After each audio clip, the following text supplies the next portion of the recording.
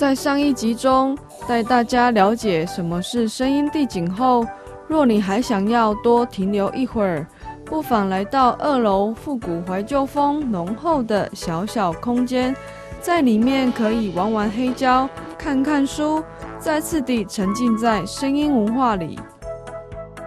进入我们这一区之后，可以看到有我们收藏的比较居家复古的电视啊，或者有窗花型的书架，那其实就是营造一个居家可以聆听的一个小空间。那这个小空间的书架上面有很多我们民间出版的一些书籍，都是关于声音的部分。所以在这个声音博物馆里面，我们不仅只是看到一些展售的产品，甚至是一个策展，其实你可以吸收到很多现在很多艺术家也好，文学家，那甚至是设计师所做的一些设计以及声音的这个现况。那在这个部分呢，最有特色其实就是一个黑胶的一个简短的历史呈现，这边都会有说明牌。那这些说明牌只要告诉大家说，其实黑胶唱片对于声音以及文化这一块，它其实是有一个历史性。那我们希望可以透过再重温一下这种复古的黑胶体验，可以让大家可以沉浸在这一个声音的一种文化里面。所以我们在赫兹博物馆的导览手册里面有提到教学，就是我们来到这个区域，可以手动的自己玩一下黑胶。好，很多人看到黑胶在转就很兴奋，就是说，他好像第一次玩过。那这放下去之后，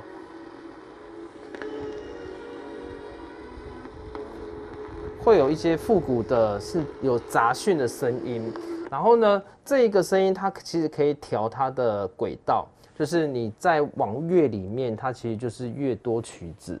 好。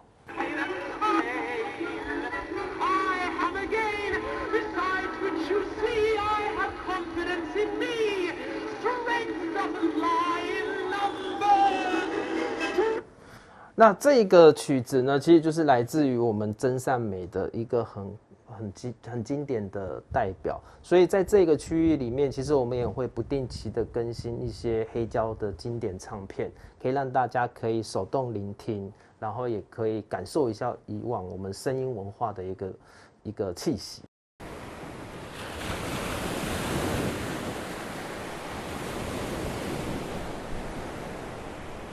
大家好，我是木文创的玉文。那我们跟总监的认识是在学校。那因为总监一开始是在学校任职，那我也刚好在攻读硕士班的部分。那因为我的专长也跟文化创意相关，那刚好也融入总监他想要做的声音的文创的方面。那我们就经过讨论，那想说刚好可以把声音跟设计这个2个部分媒合在一起。台南的声音文化其实非常的丰富，那我们在居住在这么声音历史丰富的空间，那我们可以就是用声音采集的手法去把它的声音做一个保存跟记录。对，那这个是目前一个比较大的方向跟宗旨的部分。我们采集声音的话，会分成大概2个重点。那一方面会看，比如说一个城市它有一些既定的，比如说历史人文的声音，跟一些比较零散的。那通常着重的话，会着重在去采集它可以保存，那又对文化历史比较有可以相关做依据的一些声音。那这个的部分会有分成2个人跟3个人的部分。那采集声音的话，我们通常会建议说2个人为一个单位会比较好，因为2个人你可以同时去注意你的伙伴。那比如说你的伙伴他有在采集声音的过程当中，你也可以去注意说他会不会去发生一些危险啊的状况，那你也可以随时提醒他。那其实我们在外面采集声音的时候，会遇到蛮多有趣的状况。那比如说像是在巷弄里面，你会被野狗追，那或者是你会遇到可能他不清楚，你可能是政府单位派来的那个官员，然后因为你手上拿着仪器，那民众他就会觉得说，哦，你可能是要对他进行开罚或是什么样的动作，他们就会比较对你比较不友善一点点。那其实，在台南清水寺，一般你只要走过路过，你不会发现说它的地下其实有一个100年的水道，它其实持续的在流动。那一条溪就叫枋溪。那还有像土地银行燕子的叫声，那这个部分的话，因为它是一个很有趣的空间呐，那你只要带上那个收音器的时候，你可以听到说，哦，其实声音你会发现说，它从你后面俯冲下来的那个声音是很立体的。大家好，我是木木文创的刘佳宇。那我在工作室负责的是专案的设计、执行跟声音小旅行的活动。那我之前是在东方设计大学，然后念平面设计。那在老师他任职期间，我也是跟着他做了许多的专案。那后来因缘机会，我来到工作室这边参加他们的声音小旅行活动。那我也觉得很有趣、很特别。那我后来加入之后，就开始慢慢的规划这个活动的部分。那我们这个活动主要就是透过一连串的主题，然后体验台南不同的声音，然后带大家去聆听我们生活的城市，用聆听这件事去认识自己的生活。那我们声音小旅行总共有4个路线，那我们主要都是带大家透过声音采集的部分去聆听。那有时候我们也会先让大家透过亲耳朵的方式，先不带仪器，然后先透过我们自己的耳朵去聆听，那才去带收音机去体验。那我们这个声音小旅行主要就是透过推广声音的方式，那设计不同的主题，然后我们有研发出4种不同的路线，不同主题的路线。那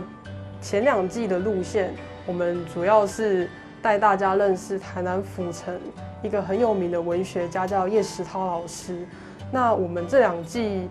不同的是，第1季是带大家认识文化跟历史，然后穿梭在巷弄，聆听声音，透过声音采集的方式体验。那第2季的话，就是带大家到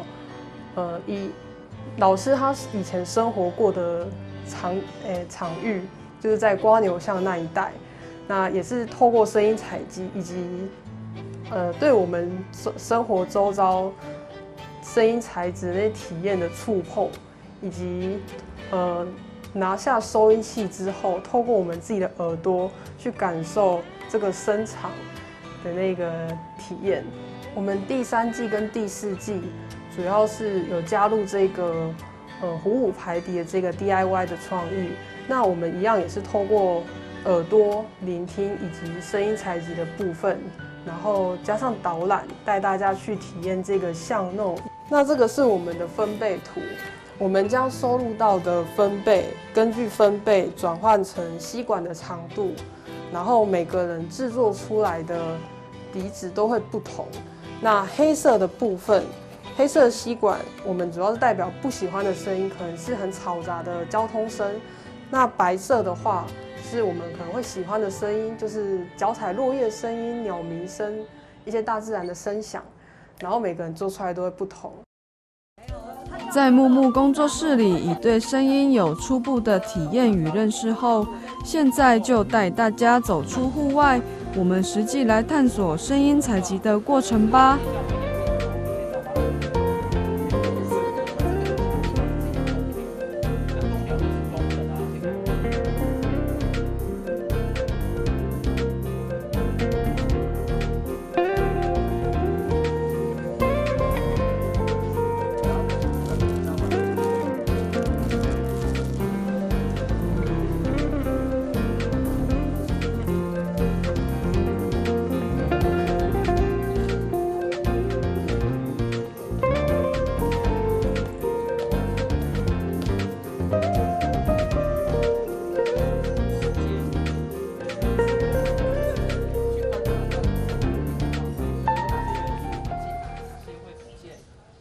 今天就是由我和我的伙伴带各位老师从我们的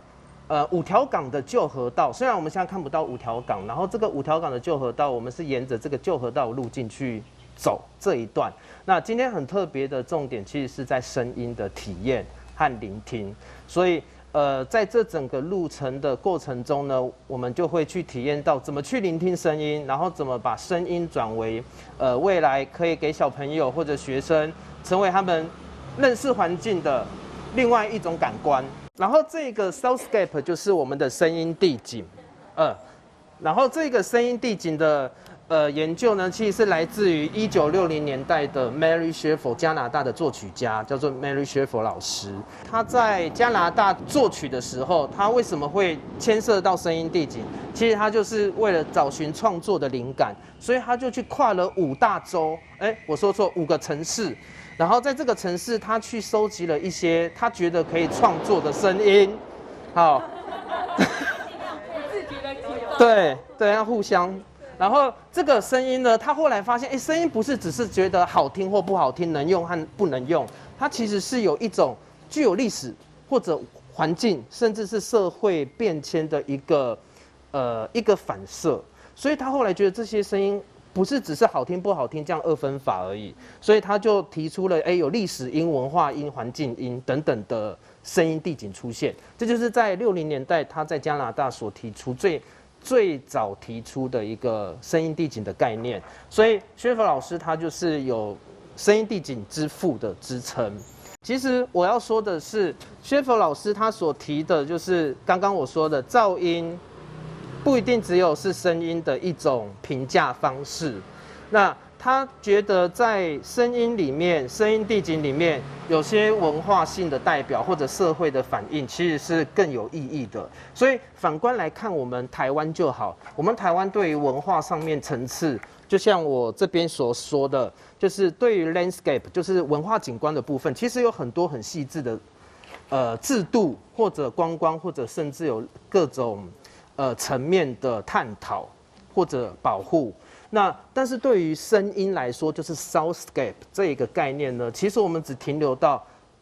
噪音，还有噪音的补助或者噪音的什么。那其实，在声音里面，其实我们处理的非常的浅。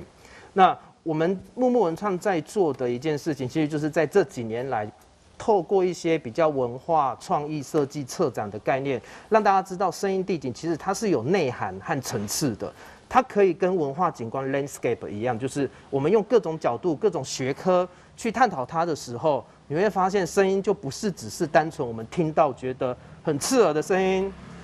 很喜欢的声音这样而已。像刚刚经过这个航道，我们其实可以由声音的航道去判断整个城市作息的时间和历史的脉络。就像我们的店是在小西门，每次也是会有航道经过我们星光三月那边，非常吵。那如果你去翻美国的以前美国2战的时候的美军地图，你会发现它的航道，美军航道就是从那一条路去划过去的。所以一些航道上面和一些地理学上面，如果你是用地理的概念、用文化历史的概念去重新检视声音，你会发现这些声音其实跟现代会有一点连结性，是蛮有趣的。我闭着眼睛应该就会知道我现在在中西区的哪一条路上，就是我会用声音去定位自己。就像有些人很像比较路痴，他会看一个建筑物去知道自己是在哪个方向，这个就是用视觉。那我刚刚做的那一个例子，就是我是用听觉去定位自己，这也是一个非常好玩的一件事情。我们如何去站在一个定点，然后可以闭着眼睛，你的 partner 就很重要，就是你要他帮你挡车，可能要稍微注意一下他的安全。那体验的话，建议就是大概1到2分钟。然后各位老师怎么体验？比如说，我就面对这一条巷弄，我就闭着眼睛，它反映了当时5条港还没台江淤积的时候之前的那个繁华的景象。所以我觉得这是还蛮特别的意义。那我们就是我们今天是倒着走，有一点像时光倒流。我们从新港前港的最尾端、最下游的地方，我们要往回走，然后走到对月门。对月门也是一个很重要，以前在5条港的一些商业的集货地。平常的常，民众的民，常民生。所以通常我们说，这一条巷弄有很丰富的常民生，我们应该就是指西区吧？对，所以西区有各种买卖的声音，生活上一些电视的声音。好，这是一个点。那所以在这一个下面呢、我们第一个下面就是 the same， 就是说我们主要在这边都会共同听到相同的声音，大概就是交通声、飞机声，还有讨厌的冷气声。妈祖楼庙的声音概念，就是我们觉得它的前方这边是一个大家往来的交汇地，所以它其实没什么特别的声音。但是如果你要去介绍妈祖楼旁边的巷弄，你会说，我们可以从水流声当做一个序曲。对，妈祖楼的水流声，然后再走进去这个长明深井的巷弄，可以听到广播声，然后铁门声，那甚至是买卖的声音。对，所以这个就是我们对于一个地方或者一个小巷弄而已，它的一个描述，你是用声音去描述它。但是其实你们等一下可以去思考一下，你们刚刚所列出来的声音，哪些声音是固定的声音，哪些是移动的声音？所谓移动的声音，就是现在这一个摩托车，它是移动的声音。那你们刚刚听到的声音有哪一些是固定的？冷气、水池，对，电视也是，对，很好，你们都分辨得出来。接下来呢，我们来到旁边这一个，就是第2条，我们接下来要往这一条忠孝街，就是我们 A 区的这一条，我们等一下要往前走。然后呢，这3个球球代表等一下的我们。就是要走动，然后这走动的时候，我希望各位就是轻松 relax 一点，然后但是你要张开你的耳朵去听声音，跟你相对正在运动的声音有什么。我们不要去听固定的声音，不要去听电视机了，不要去听马达声了。我们现在走到路边的时候，我们要去听什么声音，它也在移动，你也在移动，我们的声音相对的运动。OK， 所以看看有没有，可能有些人会听不到，有些人会听得到。好，那老师，等一下我们要过马路。好，好，我们可以过马路，要注意车子哦。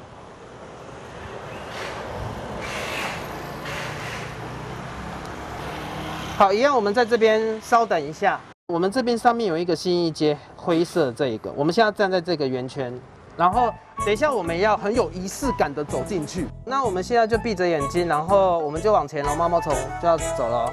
好，我们走了。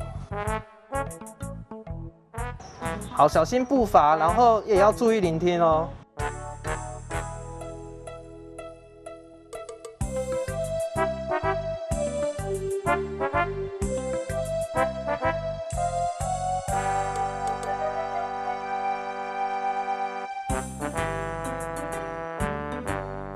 然后眼睛可以睁开了哦，大家的感觉如何？好久，就像教堂，为什么听起来会那么庄严？因为它在空间的挑高的格局上面，会让声音有声音的回响，有衍射，对，会有 echo， 然后你就听着好像有神在说什么话，对，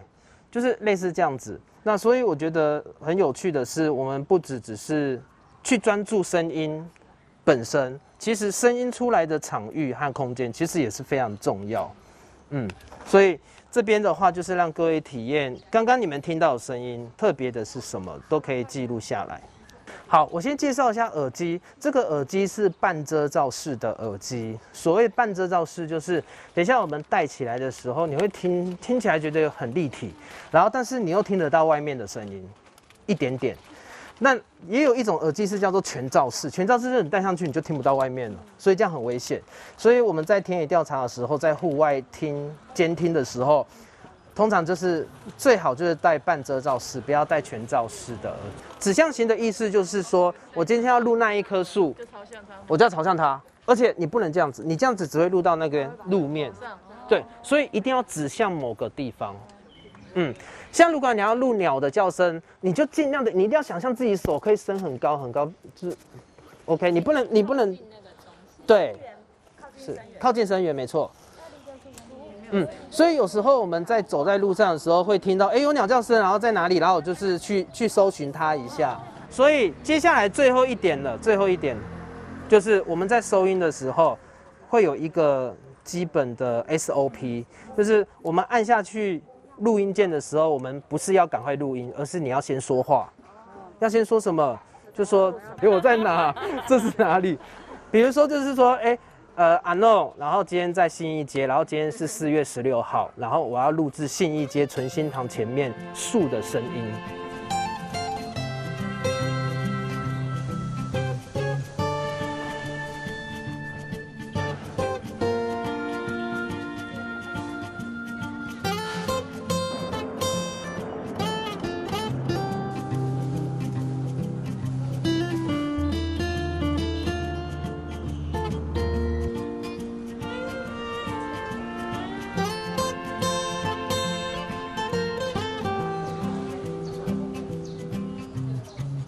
所谓的5条港就是从下面这边1、2、3、4、5这5条，然后从南到北。所以我们现在这个是我们的妈祖楼庙，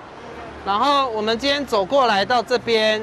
这一条就是新港前港，然后这个新港前港它其实就是平行于我们刚刚走的信义街，好，就是在这边。所以我们现在要走到这边金华路，接下来我们要做什么？我们现在要走金华路。然后转到文贤路，为什么要转进去？你可以看到，当我转进去的时候，在上面，我转进来的时候，这边有一个叫做老古石。我们如果今天在走一个信义街区，然后要做一个声音聆听，你可能会被切断。对，你要从这边跨到信义街，你的声音会断，会突然来到现代感的感觉，然后断掉之后才会再过去到刚刚的信义街。所以未来如果在声音地景要做一个完整体验的一个规划，它其实已经先被城市发展规划先被划定在前面了。对，这是现在发生的事情。但是我们的小朋友，其实我们可以灌输他这种概念，就是未来我们要如何去保护我们的一个重新体验历史的地方，不一定只是靠硬体城市，可以靠的可能是也可以有聆听。所以这也是我们一直在跟文化局合作，就是我们很想推广的，就是城市的行销和城市的保存。如果以声音来去做一个推广，其实它划定的老街区或者范围也许就不太一样。因为现在划定的老街区都是以可能是一个文资的走向，以一个古迹遗址的走向去做。你发现这些是不是都是 landscape？ 都是吧，都是文化景观。所以就呼应到我今天早上说的，如果我们今天是用 soundscape 用声音地景来去想要保存一个地方的话，它划定的这种角度或者角色可能就会不一样。所以这个推广的活动和各位老师今天来参加活动的意义就是在此。所以这一条街我很喜欢做一个说明，就是它是被活生生的切断。来，我们过马路，快速过马路。好，然后左转，在骑楼下要注意步伐，会有高低差，然后可以聆听。好，然后这一条巷弄的分贝跟你进去公园之后的分贝是多少？待会我没有讲话的时候，你们再测试看看。好，然后进去公园的时候，这一个灰色区域就是有树的地方，你可以走一下，然后看看这个公园有什么角落或者哪个点，你觉得听起来是最舒服的，然后最能够代表这个公园的声音是什么？好，你就稍微走一下，然后聆听一下，用今天早上到现在累积的方式，这个就是所谓公园的声景。就像我们以前去收集声音，会收集一些燕子的声音，那人家会说，这边的燕子为什么就专属于台南的燕子声？然后我就会跟他说，因为是在林百货对面土地银行下面，燕子声是不一样的，因为那个土地银行的建筑结构会让那个燕子声音变得很立体。而且它有时间性，它早上5点到6点之间，还有下午也是6、7点的时间才会听得到。然后，这是我们在做体验和采集的时候用的方法。但是声音地景的研究或探索有很多种方式，有些有定点式的，就是它的收音器是球状的、圆形的，它是360度。那 maybe 我就是放在这个公园的哪个地方，然后记录个半天。去观察它的声音变化，或者说有哪些元素会进来，哪些会不见，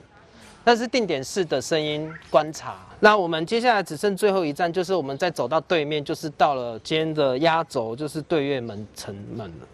对，我们现在已经走到老古石港的河道上。所以你们可以看到，等一下我们现在可以走进来，你先上来了。好，大家看一下哦，拍一下哦。谢谢。